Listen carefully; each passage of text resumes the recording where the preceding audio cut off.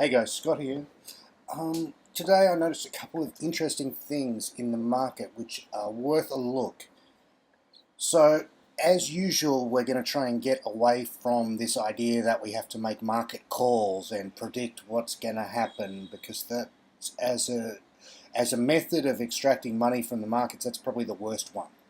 So what we're better off doing is observing logically and objectively and rationally what is happening in real time, so that we know that what is the most likely and what is the least likely thing to happen after that.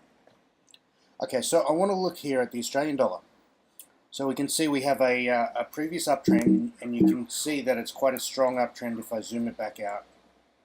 We've got a really decent uptrend, and that uptrend has devolved into a trading range. So in a trading range, the optimum strategy is to buy somewhere near the lows and sell somewhere near the highs, and not try and hold for too much. That's just baseline trading range strategy. Now, if we zoom right in, we're at the bottom of the trading range. We should have buying pressure. So the first time it hits the bottom of the trading range, we have buying pressure. Hasn't been enough to send it shooting up again.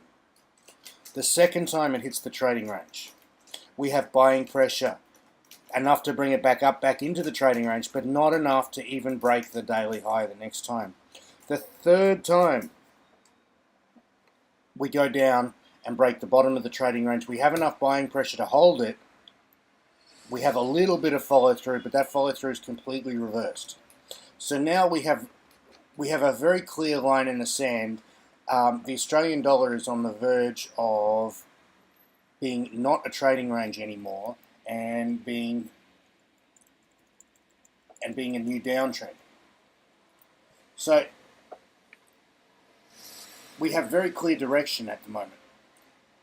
If this market is going to rally, it has to rally today, and it has to rally to break the high of this bar. If this market is going to fall, which is the highest probability outcome, we're going to close below this bar here. So at the moment,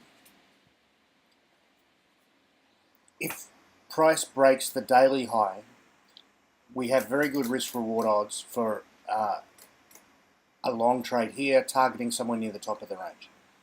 If that doesn't happen, which is probably the 70% probability, we're probably going to go down, maybe not that far, but a significant way down.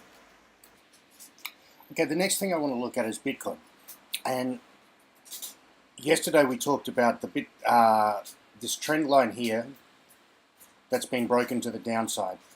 And today we have a retest of that trend line. So we have very clear guidance, once again, the same thing. So if we break the low of here, if we go below 41.20, we're likely to go a lot lower, probably below 29.72. That's a very key level to watch for Bitcoin today. And you'll see if we look at Ethereum, which is the related currency, can see the same basic thing again. So what we have is that the bigger picture of Ethereum has made a downtrend, it's made a leg up, it's got to decide whether it wants to keep going or reverse here. If it reverses here, it's probably going to be bad for Ethereum. So this is one to keep an eye on. It's a very obvious triangle pattern. We're right at the point of the triangle. So whenever you see this kind of obvious triangle pattern, as it gets closer to the point, we can expect some sort of resolution. Now, if we look at the real stock market, this is the E-mini December contract, which is the S&P 500 futures. You can see today we extended this 1, 2, 3, 4, 5, 6, 7 days in a row of up. But here, what we have is an increased range. We have a close near the highs. Now, what this is indicating is that there's literally no way you can make a bearish case for this market at the moment. Everyone's got on board with being long, and typically this is somewhere close to but not at the highs. So this is the time when, if you're long this market, you want to be thinking about tightening up your stops. You want to be thinking about taking some risk off the table by banking some partial profits. And you want to be aware of potential reversing setups. You don't want to go long. You don't want to go shorting strong markets. That's a sucker play, and that's all ego.